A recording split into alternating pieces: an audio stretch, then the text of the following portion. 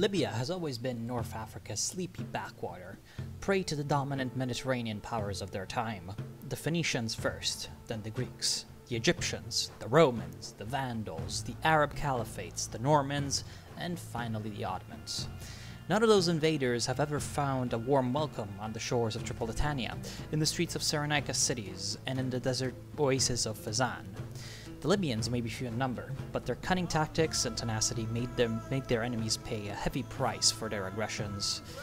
The Ottomans themselves were never able to fully secure the submission of the free provinces, and as the glory of the empire faded, the youngest of the European great powers, Italy, attacked, seeking to expand its territories.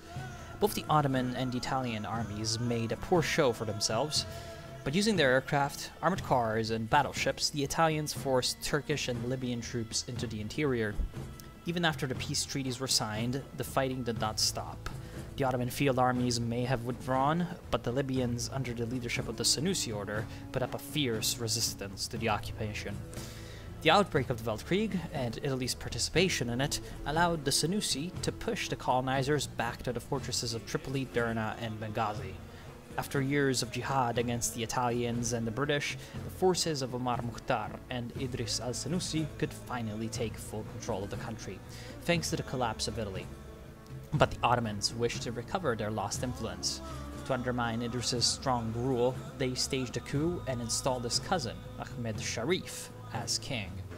Despite being again nominally sovereign over the free provinces, the Sublime Porte knew full well that its resources were stretched too thin to keep a tight grip on the Libyans. So they let Ahmed rule mostly as he pleases, despite his doubtful loyalty to the Sultan. Despite his knee-bending to the empire, Ahmed's rule has been a peaceful one, which has allowed the economic growth and the first steps of urbanization and industrialization of the nation. But this stability may be short-lived. As the Ottomans become ever weaker, the Egyptian Sultan Fuad is growing ever more ambitious. He seeks to build a grand Arab alliance to defeat the Ottomans once and for all, and perhaps even seeks to launch a pan-Arabist drive from Cairo. Whatever his true intentions, he has welcomed Idris to his court as a friend and supports his claim to the Libyan throne.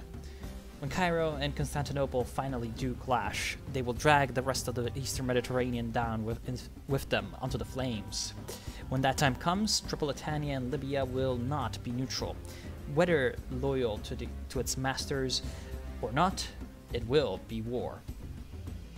So, in the relatively small but actually pretty well thought out tree for Tripolitania, you have several branches that we're going to go over quickly. You have a military branch, you have an industrial branch, and then you have the two political branches. Obviously this isn't that big, but it doesn't need to be, because most of the action with Tripolitania is actually going to happen in the early to mid game when you're fighting either the Ottomans or the Egyptians, depending on which side are you on, and the build-up before that. So that's what this tree is kind of focused on. You have the military branch, which is mostly focused on giving you some bonuses to your research, but mostly bonuses to your defense and generally defensive stats and defensive stats on core territory, on deserts, division speed, and bonuses to your cavalry. So it's actually mostly meant to represent how you as a Libyan are going to be fighting in a kind of either in a kind of defensive struggle, or in general kind of a mobile warfare style of warfare, and that's kind of nice. You get some military production, one factory, one dockyard, all that stuff. In the industry stuff, you get some more industry, you get some civilian factories, and you're going to be dealing with, of course, Black Monday. Get some research, nothing too strange, some population increase, which is actually very important because your population at the start is very small, considering that you have only 5 or 6 states, yes, seven states, all of them with extremely low population numbers because, well, you're a desert. You do need the extra population, and in the extra line and the political line, that is where that is where Idris can really shine, because if somehow you can establish control over Tunisia, you gain cores over them. And of course Tunisia over here has, just in the Tunis state, more manpower than you start with the whole Tripolitania. So it's actually pretty important if you do get the Idris route, which is kind of predetermined for you. You'll see. It depends on events. If you get this route, then, well, it's actually pretty important to try to at least take Tunisia, because you're going to get quite a lot of manpower from it. Now, what is the difference between the Idris route and the loyal to the Ottomans route? Well, Idris, it depends on what Egypt does and how the events play out and what kinds of events fire for you after Black Monday, as you'll see. But it is mostly focused on getting a hell of a lot of bonuses to your stability, because if the correct events fire, you're going to get a lot of stability issues. So it is actually kind of important that you can get that stability back up. And then you get a lot of war support. You can, of course, get the alliance with Egypt, and you get to join the Cairo Pact. And then, of course, you have some navy bonuses, which are present in the other lineup as well, so nothing really too strange. And then, if everything goes well, and you manage to take Tunisia, then you get the Lord of Africa focus, which gains you cores on Tunis and Gabes, which is just the southern state of Tunisia. So that's, of course, very good, because you can expand your realm. Now, in terms of the loyalty as its own reward path, what you have here is that you have a lot of war support, some military factories, some bonuses to your infantry, some dockyards, and the kind of stuff. It's basically the same in terms of rewards.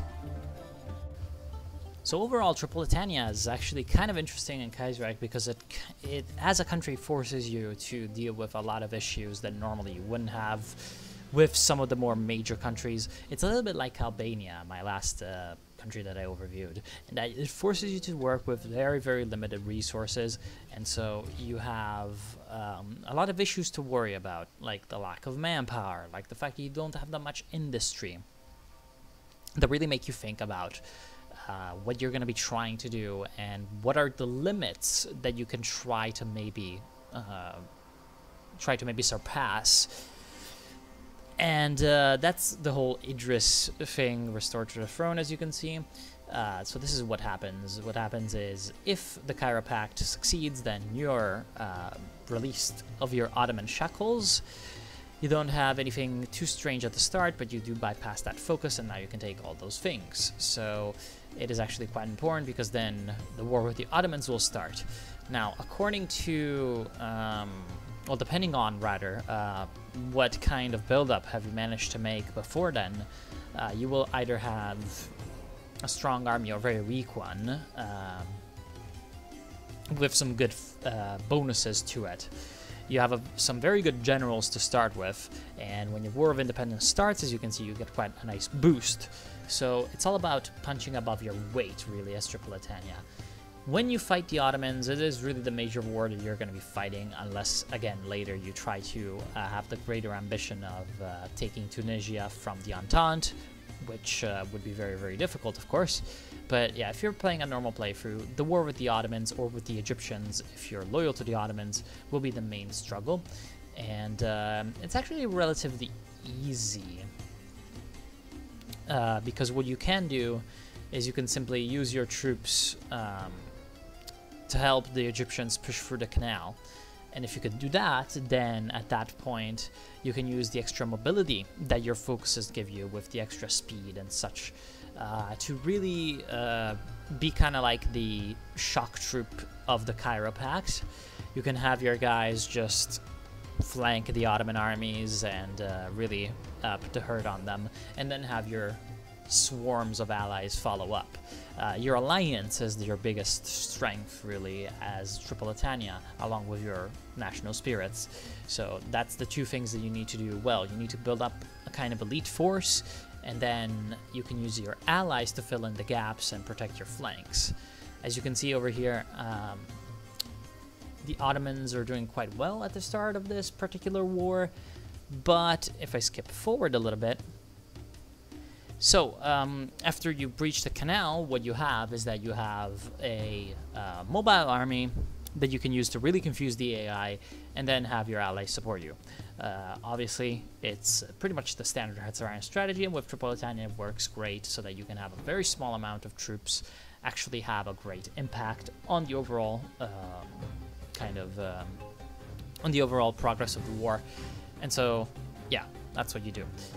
So basically, that's going to be the end of the Tripolitania overview. Now, I hope that you've enjoyed.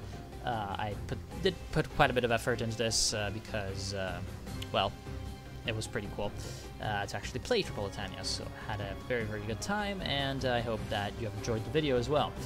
The next overviews for Kaiserreich will be about the 0.7 update, the El Condor Pasa update. That will be about those countries that have been receiving your focus trees and updates. And most of them are in South America, but actually a few of those in India and Greece are outside, and I think that those two are the most interesting, so I'll be starting off with those two. Yeah, I've already streamed my playthrough of Greece, and I might do so with India as well later on. So I hope that you'll join me in that, and keep an eye out for it if that's the kind of thing that you enjoy.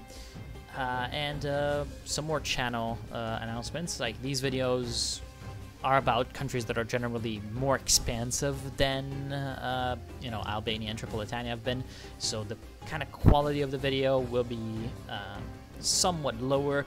It will also have more of a mix of my older style of the guide, which was kind of like a just scripted ramble, and a newer style, which is of course a lot more scripted, a lot more edited. It will be kind of a mix of the two. And yeah, as always, I hope that you enjoy, and I hope that if you have any suggestions as to what I can be doing and what you think, you know, you're gonna enjoy more, tell me that in the comments. And yeah, I hope you take care. I hope you enjoyed. Hope I'll see you soon. And yeah, have a good day.